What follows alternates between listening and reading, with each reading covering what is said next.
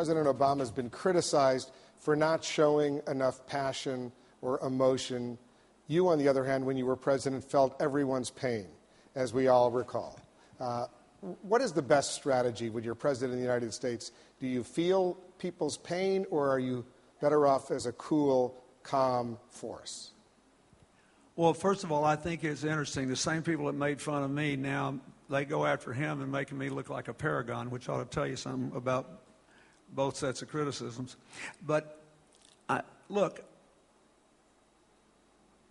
you know, I did everything I could to defeat President Obama, and I wanted Hillary to win, but I think he's done a better job than he's getting credit for. And I feel very strongly about this.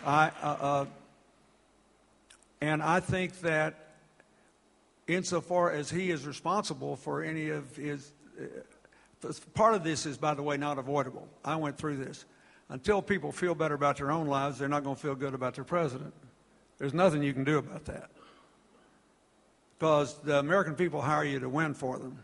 And if they don't feel like winners, then they're not going to give you very much credit, even if you've done good things. So some of this credit will come. But on the empathy issue, I personally think it's a bum rap.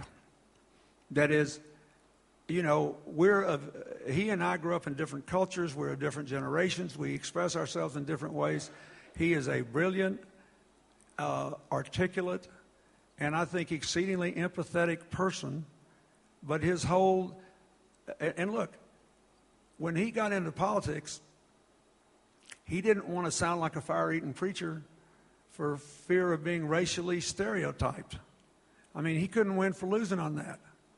So I think that my advice is, for everybody in public life, the most effective public persona is the one which is true and has integrity.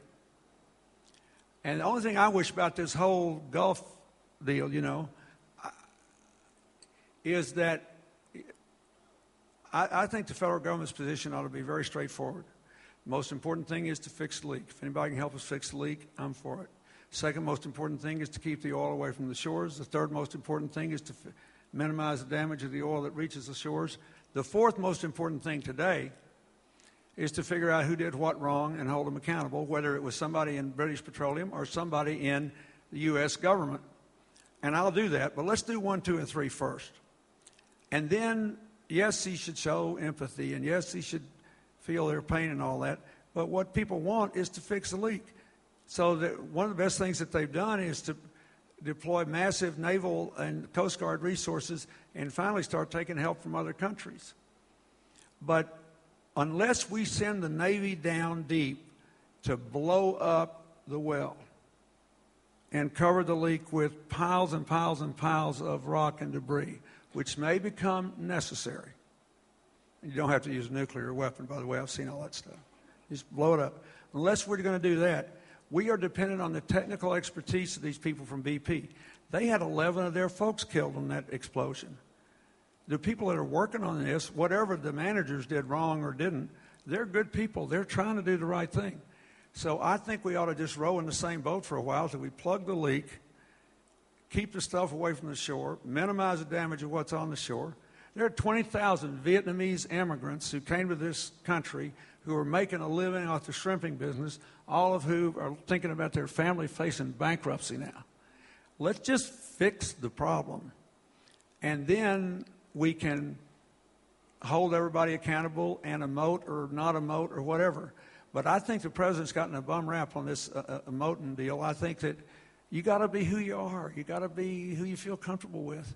And whatever your personality is, it is. But I don't find him lacking in empathy just because he doesn't blow his top at the slightest provocation. I think it's a bum rap. Just one clarification. Are you concerned that those 2 relief wells that they're drilling right now, supposed to be ready in August, and stop this leak, might not work? Yeah, at some point I think we'll have to ask ourselves, I just am not into this. You know, I've not been part of the decision-making process, so I'm not second-guessing anybody. I'm just telling you, this is a geological monster. And I'll tell you one thing, whoever did the siting for BP knew what the heck they were doing. It's one heck of an oil well. There's more oil down there than I ever dreamed. And it can't wait to find its way into your car because it just keeps gushing up, you know. And it's a geological nightmare. The Navy could probably stop it, but there are all kinds of consequences that would have to be considered.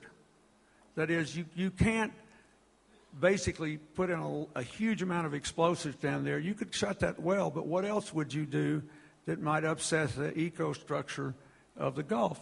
So I don't know the answer to that.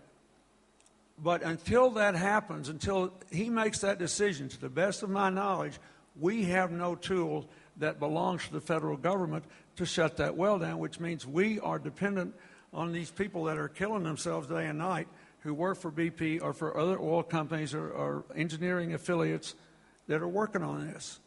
And so I just like to see us calm down and work on those three problems I said, and which is great. Interestingly enough, most of the help we've been offered from other countries is designed to put out booms and do other things.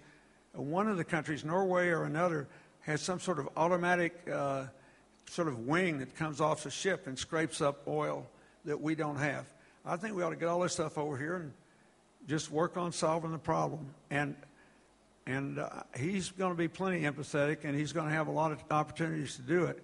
And if we got 20,000 immigrants that have done great honor to our country whose families go down, we're going to have to empathize with them and all my fellow Scots-Irish rednecks that are making a living down there and figure out what we're going to have to do to put their lives back together. There's going to be plenty of opportunity for empathy. Let's plug the leak and stop the damage.